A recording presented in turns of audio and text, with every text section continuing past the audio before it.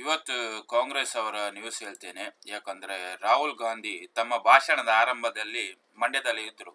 ಅವರು ಸಿಎಂ ಸಿದ್ದರಾಮಯ್ಯರನ್ನು ಪಕ್ಷದ ಅಧ್ಯಕ್ಷರೆಂದು, DCM DK Shivakumar ಅವರನ್ನು ಮುಖ್ಯಮಂತ್ರಿ ಎಂದು ಸಂಬೋಧಿಸಿದ್ದಾರೆ. ಈ ವೇಳೆ ಸಿಎಂ ಡಿಸಿಎಂ ಇಬ್ಬರೂ ವೇದಿಕೆಯಲ್ಲಿದ್ದರು. ಮುದ್ರಿತ ಪಾತ್ರೆಯನ್ನು ನೋಡಿಕೊಂಡು ರಾಹುಲ್ ಭಾಷಣ ಮಾಡುತ್ತಾ ಇದ್ದರು. ಹೀಗಾಗಿ ಭಾಷಣ ಸಿದ್ಧಪಡಿಸುವವರೇ ತಪ್ಪು ಮಾಡಿದರೋ ಅಥವಾ ತಪ್ಪಾಗಿ ರಾಹುಲ್ ಗಾಂಧಿ ಹೀಗೆ ಹೇಳಿದರೋ ಎಂಬ ಪ್ರಶ್ನೆ ಎದ್ದಿದೆ. ಒಟ್ಟಿನಲ್ಲಿ ಈ ಹೇಳಿಕೆ ಇದೀಗ ಭಾರಿ ಚರ್ಚೆಗೆ ಗ್ರಾಸವಾಗಿದೆ.